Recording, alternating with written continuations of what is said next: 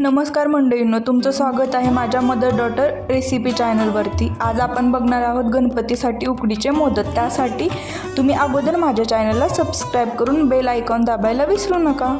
पहिल्यांदा मी नारळ फोडून घेतला, स्वच्छ पुसला आणि तो खिसून घ्यायचा। आपण सारण करून घ्यायचं, कारण की उकडीच्या पिठाची तयारी करेपर्यंत आपलं सारण थंड होते।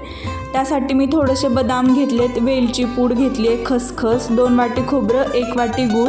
खसखस थोडीशी भाजून घ्यायची आणि कधी पण जेवढं वाटी आपलं खोबरं असेल त्याच्या निम्मा आपण गूळ घ्यायचा। मी थोडंसं तूप टाकून त्याच्यामध्ये खोबरं गूळ टाकले आणि हे पूर्ण गूळ वितळेपर्यंत सारण आपण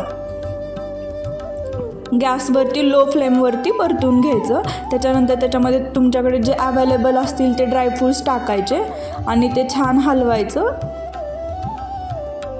मी त्याच्यामध्ये खसखस पण ॲड केली थोडीशी। तुम्ही बघू शकता असं जरा कोरडं होईपर्यंत परत परतून घ्यायचं। थोडंसं जायफळ खिसून घ्यायचं टेस्टसाठी। आता आपण हे थंड करूयात आणि उकड बघूयात। 2 वाटी मी पीठ घेतले आणि 1 वाटी पाणी आणि 1 वाटी दूध घेतलं। पाण्यामध्ये मीठ टाकलं चवीपुरतं आणि त्याच्यामध्ये आता दूध ओतून घेते आणि हे असं उकळू द्यायचं थोडंसं आणि मग ह्याच्यामध्ये पीठ टाकायचं, तूप टाकायचं। म्हणजे मी बेसिकली तुम्हाला माप सांगते, जर तुम्ही 2 वाटी पीठ घेतलं तर 2 वाटी पाणी घ्यायचं, म्हणजे 1 वाटी पाणी आणि 1 वाटी दूध घ्यायचं। ह्याच्यामध्ये पीठ टाकून पूर्ण हलवून घ्यायचं एकजीव होईपर्यंत आणि नंतर गॅस बंद करून एक 10 ते 15 मिनिट हे पीठ आतल्यात वाफवून घ्यायचं वाफेवरतीच। दूध टाकल्यामुळं काय होते, पीठ आहे ना एकदम मऊ होते, त्याच्यामुळं नंतर आपले मोदक उघडताना पण फुटत नाहीत, म्हणून दूध टाकून असं घट्ट मळून घ्यायचं। तुम्ही बघू शकतात। त्याच्यानंतर एक ओलं फडकं करायचं आणि झाकायचं, म्हणजे पीठ आपलं सुकणार नाही। हाताला तूप लावायचं, पिठाच्या गोळ्या करून घ्यायच्या आणि तुम्ही हातावरती, साचा नसेल तर तुम्ही हातावरती पण पाती असं करून घेऊ शकतात। त्याच्यानंतर त्याच्यावरती सारण टाकायचं आणि ह्याच्या पाकळ्या पाडायच्या। तुम्ही पाकळ्या पाडताना मी तुम्हाला दाखवते, असं स्टार सारखं करायचं, असं चिमटे घेतल्या टाईप करायचं, म्हणजे व्यवस्थित पाकळ्या येतील। तुम्ही बघा।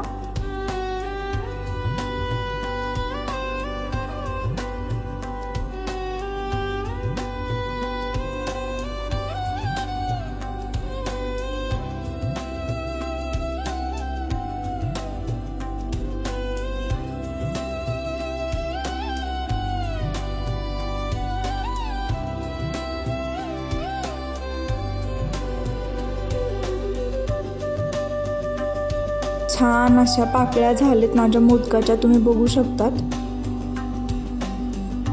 मी नंतर तुम्हाला साच्यातले मोदक पण सांगेल, इझी मेथड।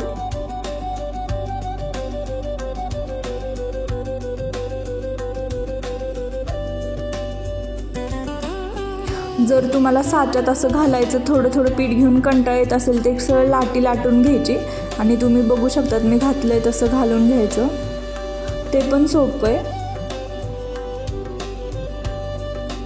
मी माझ्या चॅनलवरती अजून वेगवेगळ्या प्रकारचे मोदकच्या रेसिपी टाकणार आहे, त्याच्यासाठी तुम्ही माझं चॅनल सबस्क्राईब करा आणि इंस्टाग्रामवरती माझ्या चॅनलला फॉलो करा। काही लोकांना उकडीचे मोदक एवढे अवघड वाटतात, खूप सोपे आहेत। काही नाही, त्याचं उकड जमली ना, उकडीच्या मोदकचा विषय संपला।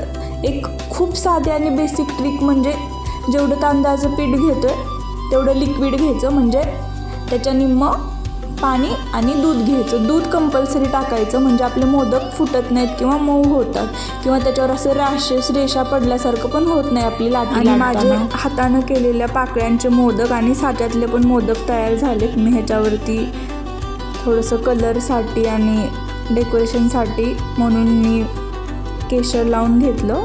त्याच्यानंतर मोदक पात्राला तूप लावून घ्यायचं, म्हणजे काढताना उकडल्यानंतर आपले मोदक तुटू नये।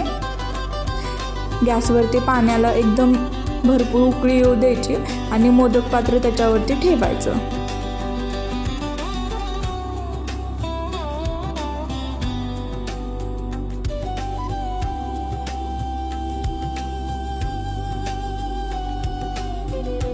त्याच्यावरती ताट झाकायचं आणि एक 15 मिनिट आपण वाफवून घ्यायचं, उकडून घ्यायचं. तुम्ही बघू शकता त्याची वाफ पण एकदम छान असे उकडलेत आपले मोदक.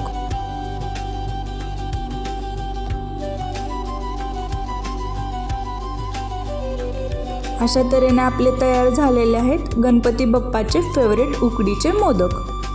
खरं तर आपण खूप पाकळ्या करायच्या नादी लागतो, टेन्शन घेतो, पण आपल्या गणपती बाप्पाला पाकळ्या मॅटर नाहीत करत, मोदक फक्त मॅटर करतात. त्यांना मोदक लागतात.